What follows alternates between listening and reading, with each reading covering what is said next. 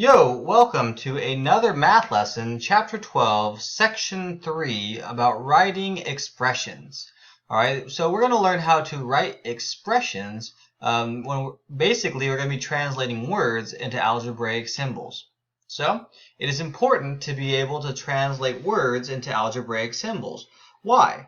Well, if you think about this logically, most of the problems that you're going to run into in your life are going to be word problems.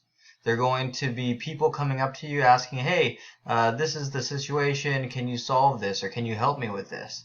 And very rarely are they going to give you, a printed out piece of paper with all these formulas and facts and figures. Sometimes you're going to have to take their information and to figure out, well, what is the problem we're trying to solve? And that's what this lesson's about. It's about taking words and writing them into something that's easier to solve on pen and paper.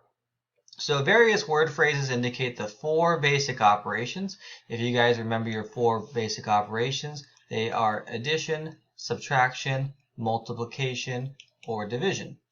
So let's go ahead and look at some key phrases for us to pay attention to.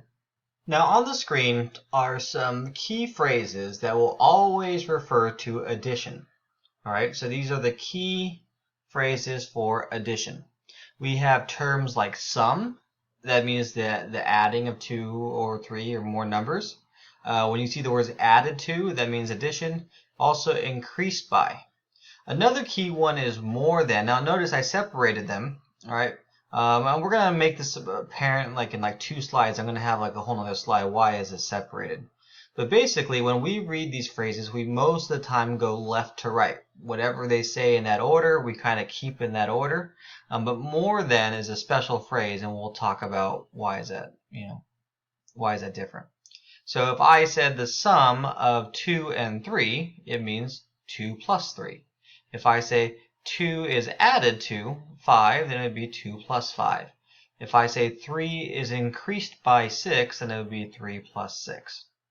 All right, so these are key phrases that apply to addition. Now here are the key phrases that apply to subtraction. Now, whenever you see the word difference, we should automatically think about subtraction. Or less, or the word minus, we should think about subtraction. Or maybe decreased by, think about subtraction. And then whenever we see these terms on the top, we should probably go in order from left to right. Meaning, when I see a phrase that says the difference of 6 and 2, it should be 6 minus 2. Or if I said 8 less 3, it means, or 5 minus 3, it'd be 5 minus 3. Or 6 is decreased by 2, then it'd be 6 is minus 2. 6 is decreased by 2. But whenever you see these key terms, they're a little different. All right, so let's go ahead and remember, I talked about that with the addition, that this guy right here was a special term.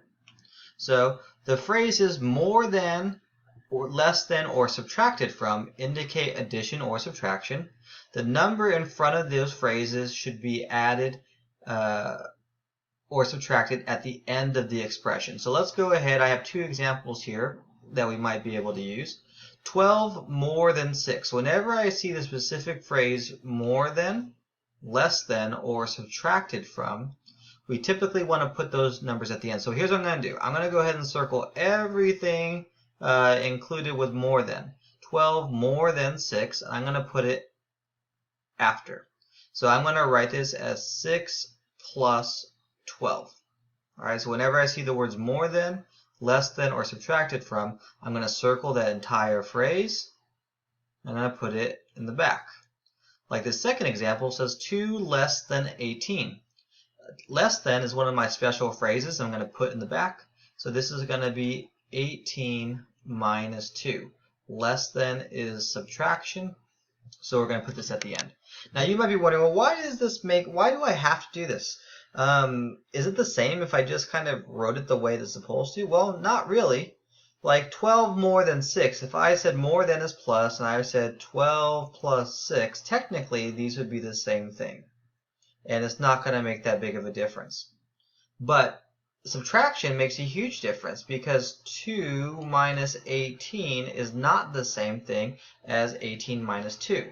All right, so just for the purposes of keeping everything in our heads straight, all right, I want to get in the habit of writing everything attached to more than or less than or subtracted from in the back. Now multiplication is kind of straightforward. All of these are going to go left to right. Right? If you see the words product of, multiplied by, or times, they mean multiplication. Right? If I have division, it's kind of the same thing, pretty straightforward. We're just going to read these things from the left to right. And whenever you see quotient or the word divided by, it means division. Right? So those ones are kind of easy. The only key phrases that we have to kind of be careful with are more than, less than, or subtracted from. Let's go ahead and look at skill check number 1 and see if we can write these things out as numerical expressions. The quotient of 14 and 8. So quotient means division. So two ways that I can write this. The quotient of 14 and 8 could be 14 divided by 8, or I can write 14 over 8 because a fraction bar just means division. Okay, so these are two possible answers. Both of them mean the same thing, but notice I kept the order the same. 14 and 8, 14 divided by 8, or 14 divided by 8. What about 8 increased by 30? Increased by means addition, so this would be 8 plus 30. I kept these in the same order because the only addition one that we want to keep in the backwards order is the words more than. All right, let's go ahead and look at the next slide. What about 25 less than 14? Well, less than is one of those special phrases that I talked about earlier, so we're going to put this in the back. So how would I write this as a numerical expression? I would write this as 14 minus 25. Right? Whenever we see the words less than or subtracted from, put it in the back. 20 times negative 4. Times just means multiplication, so I'm going to keep this in the same order. 20 times negative 4. Now, because I have negative 4, I want to write this in parentheses, at least for now, because I want to just make sure that I'm not confused with the subtraction sign. Now, a word phrase when a word phrase includes a variable, that phrase is called an algebraic expression. All right. When the variable is multiplied by a number, the number is written first with no symbol between it and the variable. That example is like if I'm trying to multiply a number like 4 times a variable like n, we just write it as 4n. We don't have to write it as 4 times n or 4.n or even 4 parentheses. We want to kind of write it like this. This is just an example of this rule. Since addition is commutative, the order of the addends is not significant. All right, but be careful when the operation is subtraction or division, because that order does matter. Those operations are not commutative. So we just want to be careful with those ones. All right, let's go ahead and look at skill check number 2. We're actually running out of things to talk about for this lesson. All right, choose the correct expression. We're going to go ahead and circle the correct expression. It says a number subtracted from 17. So subtracted from was one of those special phrases, so I'm going to go ahead and circle this whole thing here and put it in the back. And a number subtracted from 17, the correct answer should be B. Right? If you are a little confused with algebraic expressions and how they work, maybe seeing a term like a number and not knowing what the number is, maybe that freaks you out, you can always just replace it with any number that you want, and it should still be true. Like if I said the number was 3, all right, or we'll call this j is equal to 3, then does it make sense to say a number subtracted from 3, 3 subtracted from 17? Yeah, that would make sense. All right, what about this one? The quotient of y and 15. Now, both of these are division problems, but we want to keep them in the right order. The quotient of y and 15, y comes first, and 15 comes second, so we're going to say the answer is A, because they keep them in the same order. We read math from left to right, top to bottom most of the time. All right, what about these ones? Negative 38 minus k. Well, minus is just going to be left in the same order. So this would be negative 38 minus k. The product means multiplication of 19 and a number. So I would just go ahead and write 19n. Okay. It doesn't matter what variable you use. Most of the time, I'm going to use the letter n whenever it says a number, just because the word number starts with the letter n. But you can use any variable you want. But most likely, I'm going to use the letter n. Now, a word phrase suggests more than one operation sometimes, so be sure to read the words carefully. I'm going to go ahead and highlight that word carefully so that the order of operations is correct. Choose the word expression that best translates the word phrase. It says x multiplied by 7, so x multiplied by 7 would be 7x, and then it's decreased by 9. Decreased by 9 means subtraction, so you're going to say 7x minus 9. The correct answer should have been B.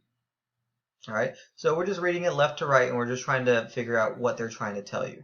X is multiplied by 7, so we got 7x, and then it's decreased by 9. Alright, skill check 3, number 2. Let's go ahead and look at this one. Now, this one has one of those key phrases that we're looking for, more than. So remember, we're going to circle this to more than. Alright, we're going to move it to the back. And now it says a number times negative 5. And then we're going to have two more than. We're going to add it at the end. So a number times negative 5 would be like negative 5r. They're using r on this, so I'm going to go ahead and use r. Normally I'd use n. And then we're going to go ahead and add 2. So this is going to be 2 more than a number times negative 5. It looks like the correct answer should have been C. Alright, so again, key phrase we're looking for, more than, less than, or subtracted from. We're going to move those to the back. And then we're going to go ahead and move on with our daily routine. Alright. Last example for us to do. The quotient of 3 more than D and 5. So I'm going to go ahead and say that quotient is the same thing as division. And then it's the division of 3 more than D and 5. That word and is a separator. That means that this is going to be the division sign right there. 3 more than D is going to be moved to the back. Alright, so it's going to be D plus 3 divided by 5. The answer should have been A. So we're just going to take all these step by step. I know that some of these can be confusing, especially when they have more than one operation, but we just have to be as careful as possible and remember our rules. See ya. I think that's it. We're done.